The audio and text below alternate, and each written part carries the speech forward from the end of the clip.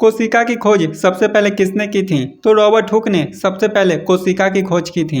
कोशिका की खोज सबसे पहले किसने की थी? तो रॉबर्ट हुक ने सबसे पहले कोशिका की खोज की थी। रॉबर्ट हुक ने सबसे पहले कोशिका की खोज कब की थी? तो सबसे पहले कोशिका की खोज रॉबर्ट हुक ने 1665 ईस्वी में की थी। रॉबर्ट हुक ने सबसे पहले कोशिका की खोज कब की थी? तो सबसे पहले कोशिका की खोज रॉबर्ट हुक ने 1665 ईस्वी में की थी। कोशिका की खोज करने वाले रॉबर्ट हुक किस देश के वैज्ञानिक थे? तो कोशिका की खोज करने वाले वैज्ञानिक रॉबर्ट हुक इंग्लैंड के थे। कोशिका की खोज करने वाले रॉबर्ट हुक किस देश के वैज्ञानिक थे? तो कोशिका की खोज करने वाले वैज्ञानिक रॉबर्ट हुक इंग्लैंड के थे। कोशिका को अंग्रेजी में क्या कहते हैं? तो कोशिका को अंग्रेजी में सेल कहते हैं। कोशिका होता है ना, उसको अंग्रेजी में क्या कहते हैं? तो कोशिका को अंग्रेजी में सेल कहते हैं। जिस जीव में केवल एक ही कोशिका होती है उसे हम क्या कहते हैं? तो जिस जीव में एक कोशिका होती है उसे हम एक कोशिकीय जीव कहते हैं।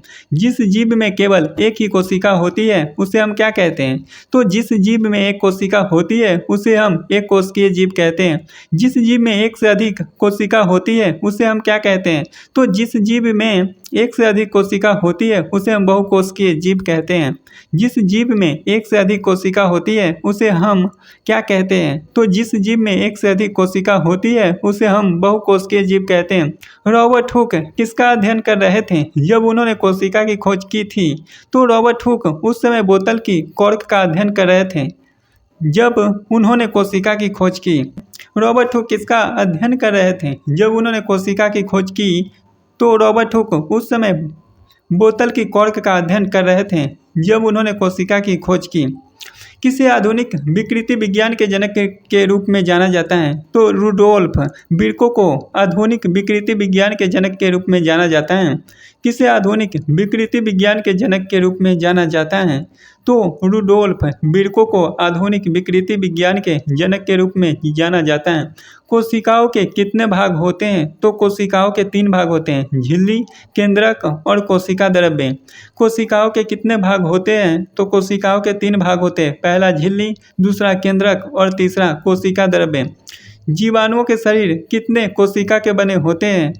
तो जीवाणुओं के शरीर एक ही कोशिका से बने होते हैं। जीवाणुओं के शरीर होते हैं कितने कोशिका के बने होते हैं? तो जीवाणुओं के शरीर एक ही कोशिका के बने होते हैं। कोशिका का अंग्रेजी शब्द सेल किस भाषा से लिया गया है? तो कोशिका का अंग्रेजी शब्द सेल लैटिन भाषा के सेलुला शब्द से लिया गया है जिसका अर्थ एक छोटा कमरा है। कोशिका का अंग्रेजी शब्द सेल किस भाषा से लिया गया है? तो कोशिका का अंग्रेजी शब्द सेल लैटिन भाषा के सेलुला शब्द से लिया गया है जिसका अर्थ एक छोटा कमरा है। कोशिका सिद्धांत को 1839 ईस्वी में किसने प्रस्तुत किया था? तो 1839 ईस्वी में स्लाइडेन तथा स्वान ने कोशिका सिद्धांत प्रस्तुत किया था। कोशिका सिद्धांत को 1839 ईस्वी में किसने प्रस्तुत किया था? तो 1839 ईस्वी में स्लाइडेन तथा स्वान ने कोशिका सिद्धांत को प्रस्तुत किया था। कोशिकाओं का अध्ययन क्या कहलाता है? तो कोशिकाओं का अध्ययन कोशिका विज्ञान या कोशिका जैविकी कहलाता है। कोशिकाओं का अध्ययन क्या कहलाता है? तो कोशिकाओं का अध्ययन कोशिका विज्ञान या कोशिका जैविकी कहलाता है। कोशिका में केंद्रक एवं केंद्रिका की पता किसने लगाया था? तो 1831 में रॉबर्ट ब्राउन ने कोशिका में केंद्रक एवं केंद्रिका का पता लगाया था। कोशिका में केंद्रक एवं केंद्रिका की पता किसने लगाया था? तो 1831 में रॉबर्ट ब्राउन ने कोशिका में केंद्रक एवं केंद्रिका का पता लगाया था। 1888 ईस्वी में किसने गुणसूत्र का नामकरण किया था? तो 1888 ईस्वी में बाल्डेयर ने गुणसूत्र का नामकरण किया था। 1888 ईस्वी में किसने गुणसूत्र का नामकरण किया था? तो 1888 ईस्वी में बाल्डेयर ने गुणसूत्र का नामकरण किया था।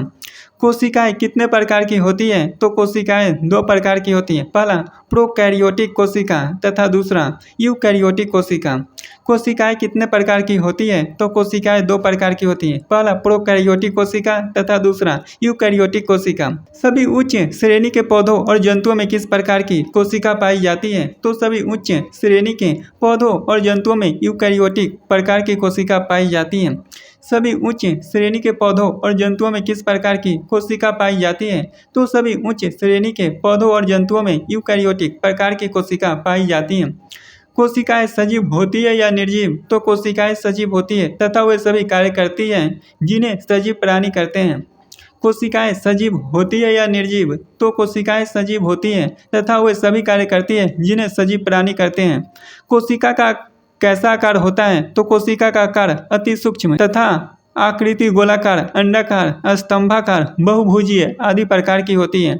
कोशिका का कैसा आकार होता है? तो कोशिका का आकार अति सूक्ष्म तथा आकृति गोलाकार, अंडाकार, स्तंभाकार, बहुभुजीय आदि प्रकार की होती है। जंतु कोशिका में कोशिका भित्ति पाई जाती है तो जंतु कोशिका में कोशिका भित्ति नहीं पाई जाती है। जंतु कोशिका में कोशिका भित्ति पाई जाती है तो जंतु कोशिका में कोशिका भित्ति नहीं पाई जाती है। कोशिका झिल्ली एवं केंद्रक के बीच के भाग को क्या कहते हैं? तो कोशिका झिल्ली एवं केंद्रक के बीच के भाग को कोशिका द्रव्य कहा जाता है। कोशिका झिल्ली एवं केंद्रक के बीच के भाग को क्या कहते हैं? तो कोशिका झिल्ली एवं केंद्रक के बीच के भाग को कोशिका द्रव्य कहा जाता है। कोशिका का मस्तिष्क किसे कहते हैं? तो केंद्रक को कोशिका का मस्तिष्क कहा जाता है। कोशिका का मस्तिष्क किसे कहते हैं? तो केंद्रक को कोशिका का मस्तिष्क कहा जाता है। एक कोशिका में कितने केंद्रक होते हैं? तो एक कोशिका में सामान्यतः एक ही केंद्रक होते हैं, किंतु कभी कभी एक से अधिक केंद्रक भी पाए जाते हैं। एक कोशिका में कितने केंद्रक होते हैं? तो एक कोशिका में सामान्यतः एक ही केंद्रक होता है, किंतु कभी कभी एक से अधिक केंद्रक भी पाए जाते हैं। किसे कोशिका का पावर प्लांट कहते हैं? तो माइटोकॉन्ड्रिया को कोशिका का पावर प्लांट कहा जाता है, क्योंकि इनसे आवश्यक ऊर्जा की आपूर्ति होती है। किसे कोशिका का पावर प्लांट कहते हैं? तो माइटोकॉन्ड्रिया को कोशिका का पावर प्लांट कहा जाता है, क्योंकि इनसे आवश्यक ऊर्जा की आपूर्ति होती रहती है। डीएनए का फुल फॉर्म क्या होता है? तो डीएनए का फुल फॉर्म डीऑक्सी राइबोन्यूक्लिक अम्ल होता है। डीएनए का फुल फॉर्म क्या होता है? तो डीएनए का फुल फॉर्म डीऑक्सी राइबोन्यूक्लिक अम्ल होता है। डीएनए की संरचना कैसी होती है? तो डीएनए अणु की संरचना घुमावदार सीढ़ी की तरह होती है। डीएनए की संरचना कैसी होती है? तो डीएनए अणु की संरचना घुमावदार सीढ़ी की तरह होती है। क्या डीएनए सभी जीवित कोशिका के लिए आवश्यक है? तो बिल्कुल, डीएनए हर एक जीवित कोशिका के लिए अनिवार्य है। क्या डीएनए सभी जीवित कोशिका के लिए आवश्यक है? तो बिल्कुल, डीएनए हर एक जीवित कोशिका के लिए अनिवार्य है। डीएनए आमतौर पर किस रूप में रहता है? तो डीएनए आमतौर पर क्रोमोसोम के रूप में रहता है। डीएनए आमतौर पर किस रूप में रहता है? तो डीएनए आमतौर पर क्रोमोसोम के रूप में रहता है। डीएनए की खोज कब और किसने की थी? तो डीएनए की खोज फ्रेडरिक मिक्सचर ने 1869 ईस्वी में की थी। डीएनए की खोज कब और किसने की थी? तो डीएनए की खोज फ्रेडरिक मिक्सचर ने 1869 ईस्वी में की थी। कार्बन धातु है कि अधातु? तो कार्बन अधातु है। कार्बन धातु है कि अधातु? तो कार्बन अधातु है। कार्बन की परमाणु संख्या कितना होता है? तो कार्बन का परमाणु संख्या 6 होता है। कार्बन की परमाणु संख्या कितना होता है? तो कार्बन का परमाणु संख्या 6 होता है।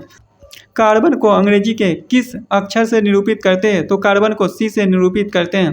कार्बन को अंग्रेजी के किस अक्षर से निरूपित करते हैं? तो कार्बन को सी से निरूपित करते हैं। हीरा विद्युत का कुचालक होता है या सुचालक? तो हीरा विद्युत का कुचालक होता है। हीरा विद्युत का कुचालक होता है या सुचालक? तो हीरा विद्युत का कुचालक होता है। हीरा ग्रेफाइट का कुचालक होता है या सुचालक? तो हीरा ग्रेफाइट का सुचालक होता है। हीरा ग्रेफाइट का कुचालक होता है या सुचालक? तो हीरा ग्रेफाइट का सुचालक होता है। मनुष्य के शरीर में सबसे प्रचुर मात्रा में क्या पाया जाता है? तो मनुष्य के शरीर में सबसे प्रचुर मात्रा में पाए जाने वाला तत्व ऑक्सीजन है, जिसमें उसके वजन का 65% हिस्सा होता है।